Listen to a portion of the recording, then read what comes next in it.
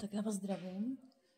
Dneska jsem si pro vás připravila video na téma nerovnice, respektive budeme se bavit o kvadratických nerovnicích. Spousta řešených příkladů je v modrém hejkrlíkovi na stranách 445 až 451. Toho modrého hejkrlíka máte k dispozici dole ve studovně, to víte. A my si ukážeme, jak se takové nerovnice řeší. Rozdíl kvadratických a lineárních nerovnic je v tom, že u těch lineárních jsme vždycky nechávali x na jedné straně a na druhé nám vycházelo nějaké číslo. A vycházel nám krásný interval. To je právě teda to, co je výsledkem, to znamená ten interval, to je u nerovnic vždycky, to platí vždycky. Jenom teda u kvadratických se to řeší jinak. Když se podíváme na ten první příklad. X na druhou minus 4 je menší než 0. Jak se taková nerovnice řeší? Tak vlastně my tady vidíme, že lze použít vzoreček. Je to vzorec a na druhou minus b na druhou. Takže když ho aplikujeme, tak máme x minus 2 krát x plus 2, že je menší než 0. A teď se hledají takzvané nulové body. Nulové body jsou takové body, kdybychom obě ty závorky položili rovno 0, tak jaké x nám z toho vyleze. V podstatě je to stejné, jako když děláte podmínky. Kdybyste x minus 2 měli ve jmenovateli, taky byste dokázali rovnou říct, jaká je podmínka. Já to tady u prvního příkladu ještě rozepíšu. Takže x minus 2, když položím rovno 0, proto se tomu říká nulový bod, tak z toho dostávám x, že je 2. A z té druhé závorky x plus 2 rovná se 0, z toho dostanu minus 2. A tady ty dva body jsou také pro nás důležité, protože ty budeme nanášet na číselnou osu, respektive na osu reálných čísel, čímž nám tu osu reálných čísel rozdělí na několik intervalů. Tady mám minus 2, tady mám 2, tady mám plus nekonečno a tady mám minus nekonečno. Tak, a teďka mi tady budou vznikat intervaly. Já nejprve musím zohlednit pár věcí. Když se podíváme na tohle znamenko nerovnosti, s tím se vždycky pojilo prázdné kolečko. To znamená, já u těch nulových bodů, u té minus 2 a 2 dělám prázdné kolečko, protože tam je toto znamenko nerovnosti. S prázdným kolečkem se pak pojí kulatá závorka.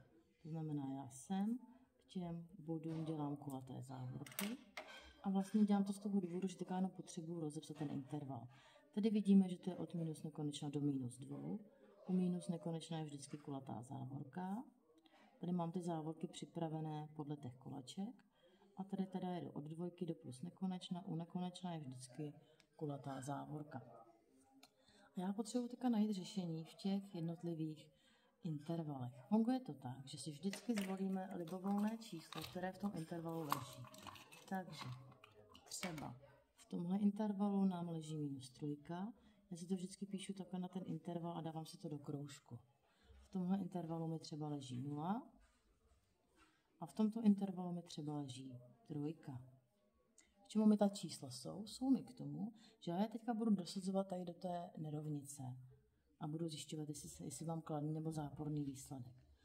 Tak když dám minus 3 za x, jo, tak máte minus 3 minus 2 krát minus 3 plus 2.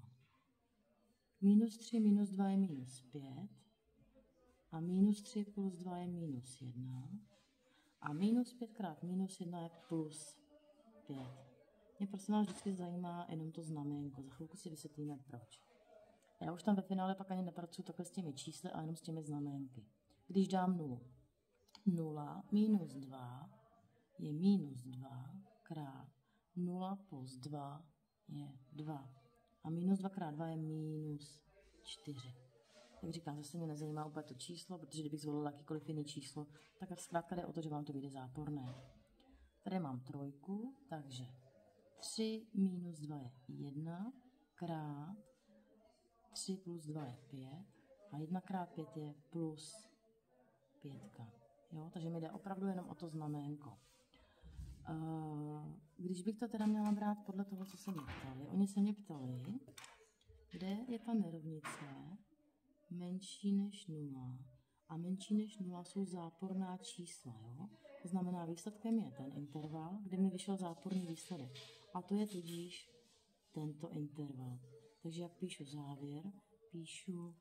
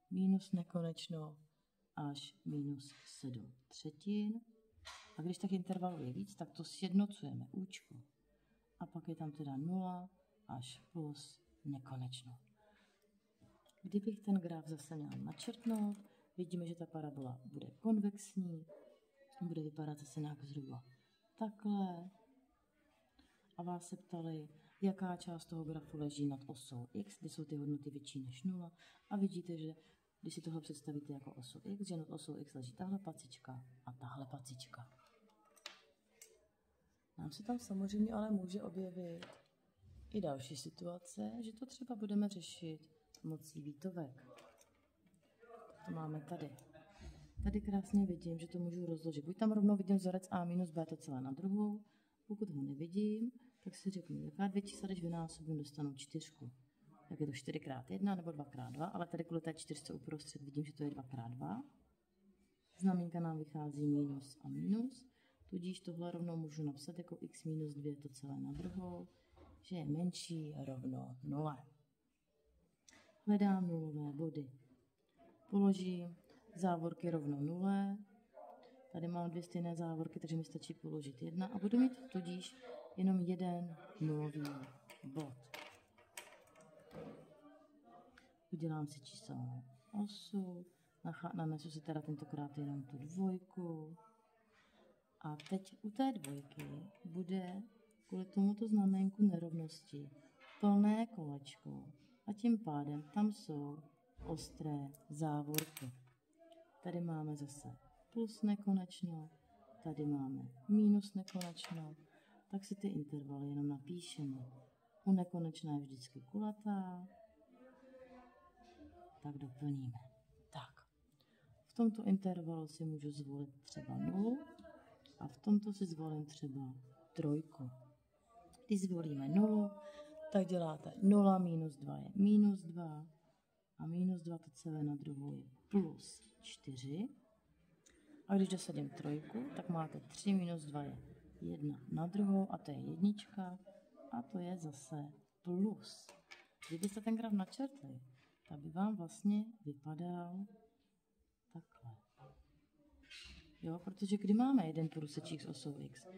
Když se nám ten graf dotýká přímo té osy. Takže oni se vás ptali, kdy to je menší rovno 0.